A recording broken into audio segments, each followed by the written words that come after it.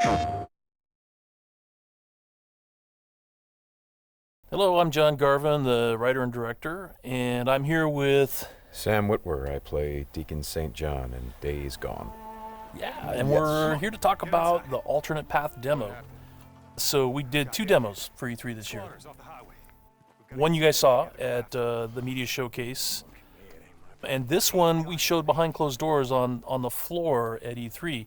And so for the first time, we're releasing it online so that everybody can kind of take a look at it. And I thought I'd just talk a little bit about, what the differences are, and just kind of just show you what we were trying to accomplish this year. Yeah, I mean, the most obvious difference so far is the last one was nighttime during the rain, and this is daytime during the snow. Yeah, and it's not just cosmetic, and I think that's one of the things we really wanted to emphasize, because this time we're showing sort of a day in the life of Deacon. You see he's on the drifter bike here.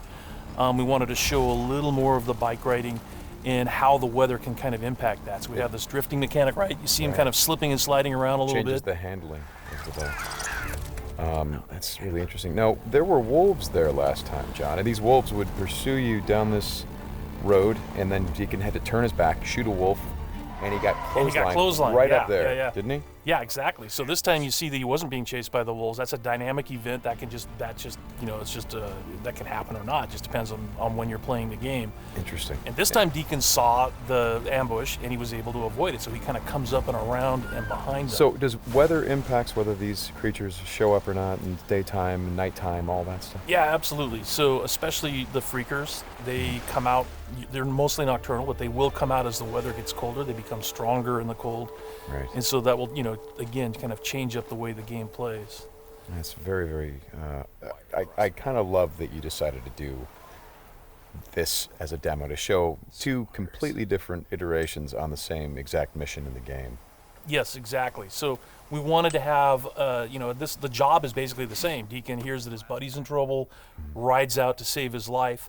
And, as you can see here, this is a completely different experience from what we showed in the first demo. In the first one, Deacon gets clotheslined, and it sounded very painful, by the way. Oh, speaking of painful, okay, so the combat in this game is fairly brutal. John, you want to talk about that a little bit? Well, we just wanted to make it as realistic as possible. So, yeah, we're not holding back on that at all. And Sam's done most of his own stunt work for this. And I can tell you that when we're on the performance stage and we're capturing that stuff, we just try to keep it real, right? Right. Well, right. There was sort of a decision made at some point. I've been on the project for 2 or 3 years now. Yeah, I think 3 years. And so early on, I think there was a more, what were we? It was more Kurt Russell and sort of a two-fisted thing, and then it turned into, hey, let's take this quite seriously. And what that required is a lot more. Taking this combat stuff and showing the horror of the violence that happens and were this type of circumstance to take place. I mean, realism, weirdly enough, is the thing we keep going back to when it comes to not just the stunts, but also the performance style. I think, it was very important that it doesn't seem like a bunch of actors, saying lines. It was all very incidental. And we wanted the world to sort of reflect that as well. So you saw there that, Deacon broke into that emergency vehicle and found some supplies. So this is what we're calling our survival vision. So you saw that earlier when he was looking at Manny's bike on the ground. Mm-hmm. And it's just kind of a way of seeing tracks in the world and sort of imagining what might have happened. Mm-hmm. And here I just wanted to point out that you're seeing in this part of the demo that there are freakers there. There weren't there before because it wasn't snowing. It was, and it was getting lighter out. It wasn't getting darker like it is. And so, it changes up the way you can play through the level. And what is this? We call this the meat wall. The meat wall. Yeah, and it's not just there, to make the guys who put them up to seem evil. They're there for a purpose because, again, freakers are living creatures. They eat. That's their primary thing. They want to eat. And so you hang these dead freakers up, and any freaker, rather than coming into their camp like you see here, they would actually stop and snack. Yeah, exactly. Yeah. And then the same thing with this freaker that they've hung upside down. Mm-hmm. There's a bear trap underneath it, and they use that because a freaker will come, be attracted to the meat, and then hit that trap.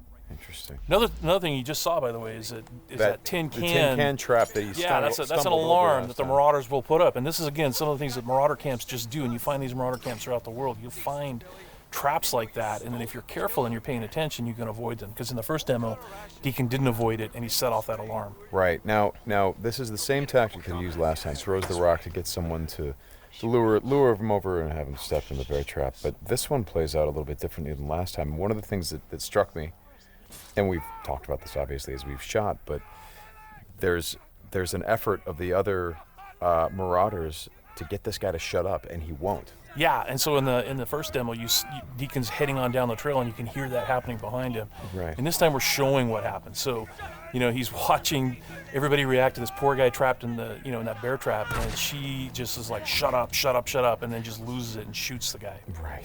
Right. And of course, in the meantime, Deacon is crafting a Molotov and just takes them all out. Right. Oh boy, that's good. Ow. Ow. So again, it's like in the previous demo, Deacon would have gone off to the trail down to the right. This time he's going to head this way. He follows the tracks, and comes under a sniper attack. Now let me ask you something about the survival. Okay, there's a sniper attack coming, but the survival vision is, if you don't say upgrade your survival vision, can you miss clues? I mean, are there things that you would get if you upgraded your survival vision that would help you complete the mission better? Exactly, and you have to, we have a whole skill tree, and it's all tied to the experience that you can earn as you're just playing through the game, and then you can upgrade those things. What's happening here? We got a freaker tied to a tree. Yeah, so this is another type of trap that Marauders will set. They will set, they will basically chain freakers to the perimeter of their camps, and they use them as kind of an alarm system. And then that, you saw that Marauder there, he was just tormenting the poor freaker, and then so Deacon kind of takes advantage of that. Well, and you think for a moment that Deacon is the guy, he's sort of helping the freaker by, getting the guy that taunted him. Is like, no, and then he's going to take the freaker out right afterward. Exactly. And this is a bit of silent sniping using the crossbow. Yeah, so this whole sequence at the end plays out very differently. In the first demo, you saw Deacon use a swarm. He weaponized a swarm, lured them into the camp, and then they kind of did the work for him. There's no swarm in this run-through. Right. So the player really has to go in and use what we're calling our strategic sandbox combat, and that's just, stealth mechanics and setting and using traps, whole arsenal of weapons. You see there's a variety of weapons that Deacon's going to use through this, including the crossbow. He crafts his own bolts. And he's got to figure out how to get up to Manny, just using his combat skills instead of doing it strategically. So straighten me out. Those bonfires, were those there in the previous demo? No, they weren't. Right. So that's another big difference. Is that if you come here during the day, it's like in the media showcase demo, there was like kind of a fight club thing going on. Right. They were punching each other, and everybody was just sort of getting into it. Nobody's really paying attention to what's going on. Yeah. And now it's getting dark and it's cold out. So they've built these bonfires. So.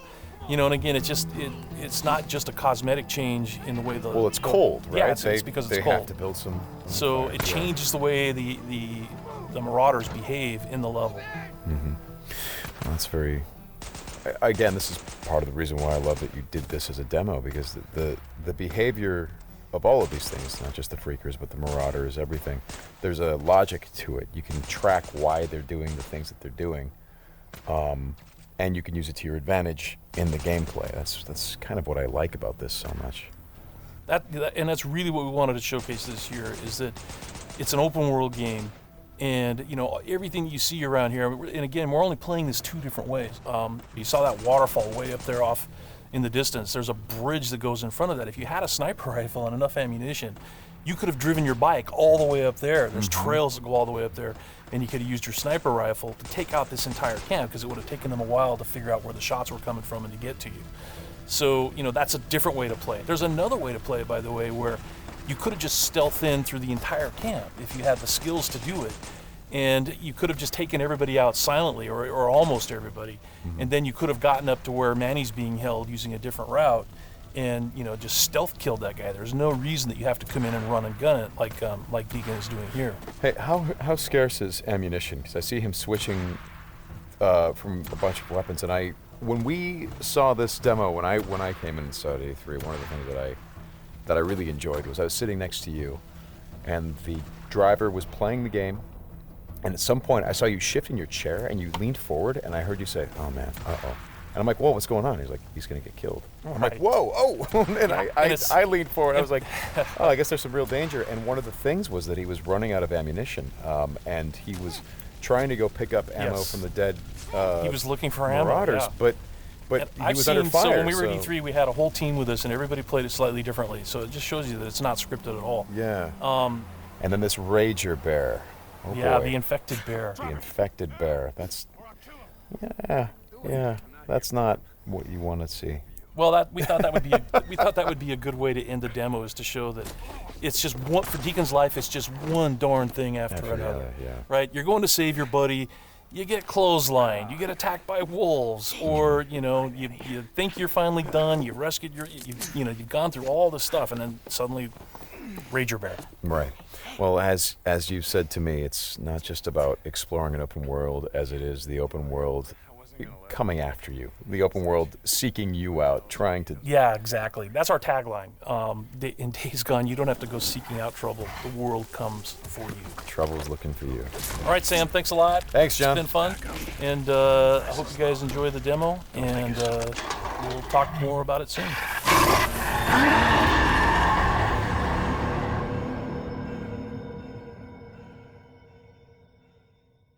PlayStation